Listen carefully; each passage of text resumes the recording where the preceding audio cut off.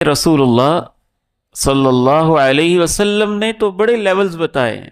اگر انسان لمبی چوڑی تہجد نہیں بھی پڑھ سکتا تو کم از کم 2 رکعت ہی پڑھ لے، اور ان 2 رکعتوں میں 10 آیتیں ہی پڑھ لے. رسول اللہ صلی اللہ علیہ وسلم ارشاد فرماتے ہیں من قام ب10 آیات لم یکتب من الغافلین، جو رات کو اٹھ کے اللہ کے سامنے نماز نفل پڑھتا ہے اور اس کے اندر صرف 10 آیتیں تلاوت کر لیتا ہے، اللہ اپنے فرشتوں سے کہتے ہیں لکھ دو کہ میرا بندہ غافل نہیں ہے. 10 آیتیں. آخری 2 صورتیں ہیں نا، سورۃ الفلق اور سورۃ الناس، یہ 2 صورتیں پڑھیں تو 11 آیتیں بنتی ہیں. تو گویا کہ آخری 2 صورتیں ہی پڑھ لیں، 2 رکعتوں میں 2 صورتیں ہی پڑھ لیں، تو کم از کم آپ کا نام اللہ رب العزت غافلوں سے نکال دیں گے کہ یہ بے خبر نہیں ہے،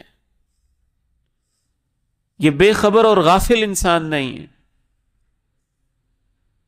خصوصاً میں اپنے نوجوان بیٹوں اور بھائیوں سے کہنا چاہتا ہوں، ہمارے نوجوان بیٹے تو بالخصوص یہ سوچتے ہیں ہماری کی عمر ہے ابھی نماز پڑھنے کی.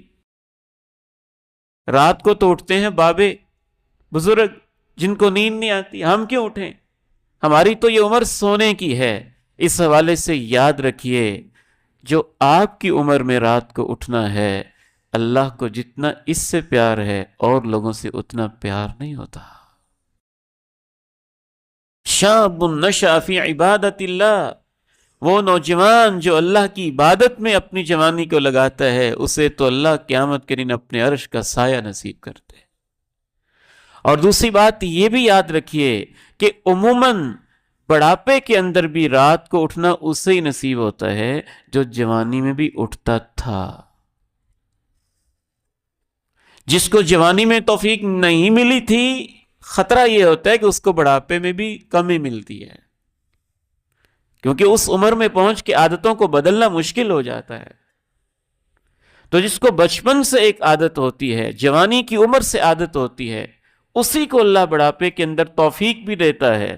اور تیسری بات یہ بھی ذہن میں رکھیے کہ جس کو جوانی کے اندر رات کو اٹھنے کی عادت تھی، اب وہ بوڑھا ہو گیا ہے، کمزور ہو گیا ہے، بیماریوں نے جکڑ لیا ہے، اس سے اٹھا نہیں جاتا ہے، تو وہ سویا بھی رہے تو اللہ کہتا ہے آزمائش تو میں نے اس پہ ڈالی ہے، اس کے نامہ اعمال میں لکھ دو کہ تہجد پڑھ ہی رہا، کیونکہ وہ جوانی میں پڑھتا رہا ہے.